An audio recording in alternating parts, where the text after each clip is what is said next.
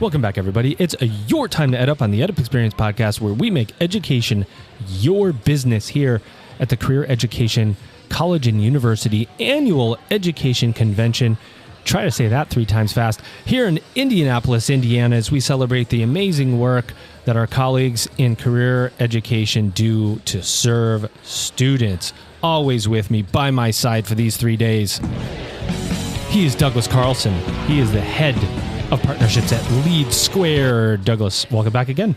Oh, so happy to be here. Douglas, I again want to thank Lead Squared for bringing us here and sponsoring this podcast to be here. I would say both intentional with the guests that we've had, and also a little bit lucky as we've had a couple of people swing on by, and we've recorded with a couple of I would say high-powered, very connected individuals in the space. So kind of a lucky and good day, don't you think? I'll take both of it. You know, the good planning, and then good planning leads to good luck.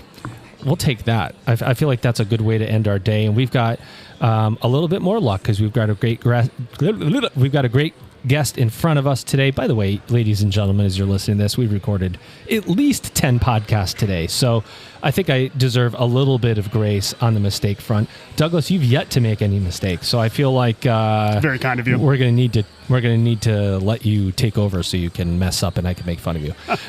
Ladies and gentlemen, let's get our guest in right now with this. He is Aaron Schenk. He's the executive director of the Mid-Atlantic Association of Career Schools, or MACS. What's going on, Aaron? How are you? Great. How you guys doing today? Thanks for having me. Mistakes and all, we're here for you, my friend. That's right. I'm going to see if I can get Doug to make a mistake this one. Let's get him going. I'm sure I'll trip over something. Tell us about MACS. Sure. All about your organization, association. What do you do? How do you do it? Sure. We're a trade association that represents over 100 career schools. Started out about 75 years ago in Pennsylvania, representing Pennsylvania-only schools. And then about, I'd say, 5-10 years ago, we kind of organically grew into a regional association. Some neighboring state associations were either folding or for various other reasons, some of their member schools decided to join us. So we now have members predominantly still in Pennsylvania, but a lot in Maryland. And then we have a lot of New Jersey beauty school members. And we have some schools from Delaware, West Virginia, and a few other states as well. So it's kind of an organic regional association. Amazing. So do each of those individual schools, are they members of CQ, or are they representative of you're representing MACS because they're members of MACS, and then you're here as a member of CQ? Is that a little bit of both? So a lot of our members are members of CQ as well, and then also a lot of our cosmetology schools are members of a different organization that's cosmetology specific. But so I'm here kind of representing both, but I come every year for many different reasons, some of the programming, meeting different folks, networking.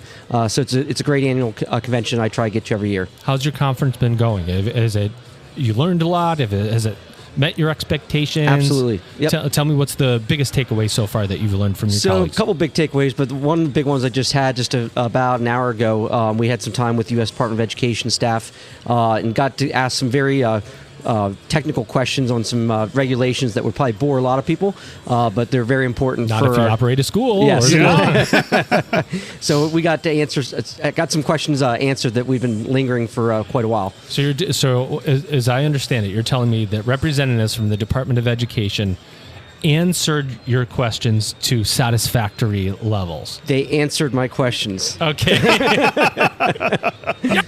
Yikes! Over to you, Douglas. Well, and tell us a little bit about your constituency base. You told me a leading question that I have to kind of dig in on, and before we jumped on was one. You said we have some pretty unique schools. So tell me first about your entire school base. Like, who does that made up of? And kind of maybe give us some interesting highlights. Sure. So we've got your common, more traditional ones, like some of your hard trades, like welding, HVAC construction, things a lot of people think of. We have automotive, aviation repair, CDL. We have a lot of cosmetology, beauty, a lot of allied health, medical, and many other different programs you'd see at a lot of schools. But we've got a couple of unique members. Two that I'll just mention. One is we have the Pennsylvania Gunsmithing School. Ooh, it's one of the only gunsmithing schools in the world, and it actually brings students from all over the world to Pittsburgh, Pennsylvania. So that's a very unique member. Another one we have is Douglas Education. They have a movie special effect and makeup program. And that brings students from all over the world as well that come there and then all go off to different careers in Hollywood or elsewhere. So those are just two very unique programs you don't find anywhere else. But we have other ones as well. What's it called? The Douglas Education Center. Not the Douglas Carlson School of Movie Making. I thought that it was there for you to comment on, but it didn't work. I am not the owner, just so we're clear. Well, and actually I'm really surprised. I think about all of the military hardware that exists in the U.S. and maybe as private pieces, but that shocks me. There's not more gunsmithing schools in the U.S. and in the world just generally. Correct. There's just a very small number in the U.S. and just a slightly larger number in the entire world. Wow. Huh. That's wild. Yep. So what do you do on behalf of your schools? What's your mission as your organization? Sure. Many different things. I wear a lot of different hats, but I'd say probably the first thing is government relations and advocacy. Yep. So in other words, lobbying or whatever you want to call it. But we do a large amount of work with state and federal legislators, regulators, et cetera. Yeah. I'd say that's probably the biggest piece. Probably the next biggest piece I'd say is professional development and training for schools. Okay. We do our annual conference every year in July, and we'd be in between the annual conference. We do other events, webinars. We provide different sets of information out to members. So we also have an online training center that they can use at any time, 24 hours. So we do a lot of professional development for schools. And then probably the next piece I'd say is just a lot of just kind of one-off things that things that just pop up that schools need. Yeah. Working with different vendors, working on just certain issues that only may impact one or two schools that need help with stuff. So it really, really ranges. But then the other thing is, I think we provide a kind of a forum or network for members. A lot of times, just being a member of an association, they get to know a lot of other peers at other schools. Yep. And not even going through us, they'll just have the ability to know people at different schools. Maybe email them, call them, ask them questions, Sure. and kind of just ping stuff off each other. Use them as resources, Yes, just mutual absolutely. resources. Yep. So are you in, as you mentioned, both state and federal, so are you in all of the state houses from time to time of the different constituents you represent? How does that work? So great question. The short answer is yes, I've been in them all. Yep. Depending on the state, depending on what's Did going you on. get kicked out, or are they allowed Not to? yet. There's a bet on that. We're waiting to see when that occurs. But so my original background and roots are in the Pennsylvania Capitol. Okay. Prior to this job, about 10 years ago, my entire career was working in government in Pennsylvania. Yep. For the state house, state senate, and the governor. So I've got deep roots in the Pennsylvania Capitol. In the other ones we work with, I've gotten to them all, and I've started to learn to get to know a few people. But then we also have people boots on the ground in those states as well that will go into those capitals and advocate for us as well when needed. What's on your mind? What government? You're really talking about government affairs. Yes. You're having conversations. You're advocating for the impact of career colleges in the states that you represent. What's on your radar right now that you're advocating for? The biggest thing right now are federal issues, predominantly regulatory. So we work with Congress and the various federal departments. There are certainly issues in Congress, but candidly, with Congress having kind of both parties kind of having split control, not much is not getting done. Plus, Sure. with it being election year, not much is getting done. So right now, most of the things that are going on are on the regulatory side, predominantly through the U.S. Department of Education, but also with some other regulatory agencies. And those are the things that probably if you walked around this conference hallway and asked most schools what's impacting them most right now, I bet that would be one of the top answers. Sure. One of the things that has come up a couple of times, and I've asked this question to Dr. Jason Altmaier and the Congresswoman, I can't remember her name, just left me, Loretta Sanchez. Okay. If you look at what's happening in the sector, and it's always been this way, you have a group of political detractors, right? The people who represent states in Congress and even at the federal level that say career education, it's, they're intentionally hurting students, or these are not viable business models. It's been that way. And there's some that are positive about it, but let's just take those that are not positive about it for a minute. On the other side of this, by and large, you have happy students. Yes. You have students who are getting jobs. They see an ROI. They're the ones that are in your house fixing your electricity and fixing your car and doing all these things that you don't think about. And in the middle, somehow we can't connect those students to those detractors, or maybe they don't want to be connected with the happy students because it might change somebody's opinion. That's where you live, in the middle. How do we get that connection to take place? Sure. So yes, you're right. We do have a lot of proponents, a lot of people that truly appreciate, love the sector. Quite candidly, given the outcomes of these schools, the jobs that they create or employ, the great graduation outcomes, placement outcomes, you go through the numbers, and these schools produce phenomenal outcomes by and large. But there are detractors. And I would say to your question of, do they want to, I guess, be turned or not turned? Or I think it's a little bit of both. We've definitely turned some. We've had some members of Congress or other policymakers that maybe were a little apprehensive for whatever reasons, and we brought them into schools, had them meet with students, meet with employers, and they've grown a new perspective. Candidly, there's also some of the detractors that just don't want to see the other side. It's just a political issue for them, and they're going to remain where they are. I don't want to speak for them, but yeah, for whatever reason, they've dug in their position, and they've not wanted to see the other side. And can you tell me us a little bit about we've talked a lot about kind of the flip in student demand, so I don't want to talk necessarily as much about that side of things, but it does seem like the trades are back, man. Like, they're cool, people are interested, and there's lots of reasons behind that. On the flip side, though, there's this push into career schools, and there's also the pull out, which are the jobs and the employers.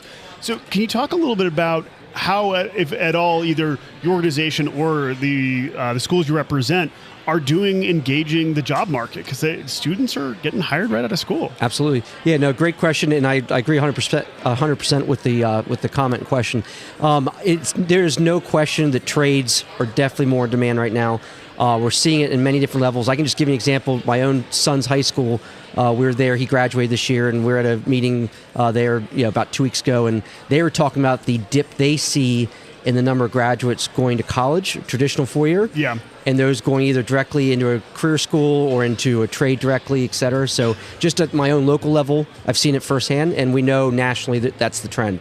Now, to your second point, that's a point that I would think schools need to be very aware of, and I think they are, even though there's more of a demand into the trades, there's also a lot more diversity of who's offering or who's filling that demand. Yeah. And a lot of employers are realizing they can do it directly. And so one of my messages to schools is to start partnering directly with employers to be those trainers. If they don't be more proactive in that sense, then some employers may just bypass some of the schools and just start offering the training directly. Oh, sure. Who's the bigger threat to the career college sector, the employer who starts offering their own training, or the community college that thinks they can offer this kind of training? Because both are... So I would probably say, the employer is just my personal guess to that question, but I also think it depends on the community college. I've seen some very good community colleges that produce very good trade programs that have positive outcomes, and quite frankly, I've seen some that with dismal outcomes too. Sure. So I think it may depend on that specific community college you're dealing with. Yeah. Interesting. Well, and I think it's a very, very real point, and I'm glad we have such diversity of voices, because this is the first time we've heard it today about employers actually doing more of the training. But it's a really important point, because if we're not as schools providing what is needed, they're going to step in and do it because the demand is so much. And this is a very real example, at least from my world as well, as I won't name the hospital system, but we work with a hospital system in the state of Florida. It's building its own college because there's so much demand, but it's a quality issue too. They want to make sure that people are up to their quality. So it's an interesting position to be in, because your students have a place to go, but you also need to make sure you're working with employers as well. Yep. What do you think about program-wise? You get to look at these 100 institutions. You probably know what some of them offer. What's like where you go, hey, this program is pretty interesting. Maybe this has legs for the future to help redefine an industry? Good question. I don't know if you want to answer that, but I would certainly say I'm not seeing many programs yet on it, but I'm interested to see what programs get created either as a result of or to fill the need for AI in the future. Yeah. And we're still really on the cusp of it. But I'm interested to see how that really transforms the schools. In many different ways. It could just be the actual programs, the jobs that they're actually trying to fill, the marketing enrollment, the missions. I mean, there's so many different ways that's going to change these schools and really all of higher ed. And I don't have the answer how that's going to look because I don't think anyone does, but it's going to be interesting to see really how that's going to take shape over the next 5 years or so, maybe 10. Douglas.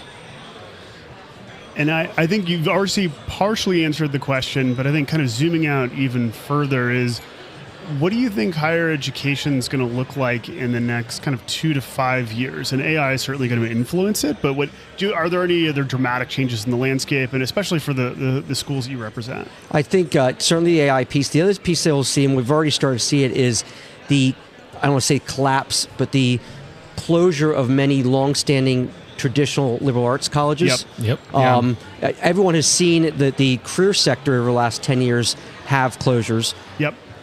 But I think we're going to start to see more and more of the traditional liberal arts, particularly old institutions that are small and have been around for many years and just are not driving enrollment like they used to. Sure. So I think that's going to be and then who fills those gaps in terms of education needs. So. Yeah. It's such a good point. We've talked about that a bunch today, and you wonder, somebody sitting somewhere goes, man, nonprofit, liberal arts institutions that are 200 years old are closing too, and not just the career colleges. Maybe we ought to rethink how we're looking at these things, right? Mm-hmm. You wonder if there is a level playing field or a single definition that starts to be adopted on school operating, mm-hmm. right? Because it's not just the closures for nonprofits, it's also these gigantic, and I mean gigantic budget cuts that these schools are starting to realize because they relied on HERF funds that got them through their budget season, and all of a sudden you go, okay, wait a minute, we don't have as much enrollment as we need to pay our expenses off, so we have approved budgets.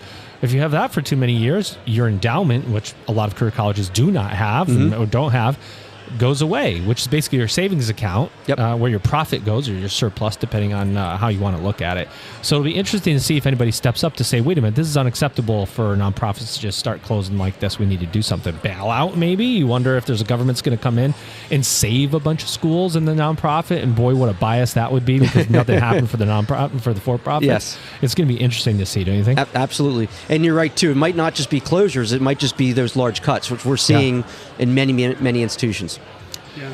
Well, there you have it. Is there anything else you want to say about Max that we haven't asked you? Anything you want to plug your conference again one more time? I would love to do that. So anyone who's listening, our conference will be July 23rd, 25th in beautiful Indianapolis, Maryland. We have plenty of content and networking and everything else there for you. So if you're a career school and interested in coming, please feel free to email me at aaron@maacs.us. Douglas, this is our final podcast of the day. 1, how do you feel? And 2, how do you feel about this conversation? Oh, man. So this has been an absolute great overview of a day of the sector and space. And I don't think any better way to finish it on up with someone that has a little bit of a higher level viewpoint. We've talked to a lot of people that we're the micro, they know their school or they know their area. But thank you for getting the perspective of 100 plus schools for the the Mid-Atlantic. Great. I appreciate your time. Ladies and gentlemen, my guest co-host, I'm kicking him out now since we have no more podcast. He's Douglas Carlson. He's head of partnerships at Lead Squared, and thank you to Lead Squared for bringing us here so that we can have these conversations with our great colleagues across the career education sector, including this gentleman. I don't remember what music I gave him coming in, but this is the one going out. He's Aaron Schenk. He's executive director at the Mid-Atlantic Association for Career Schools. I got it right. You got Max. There you have it, everybody. You've just EdUp'd.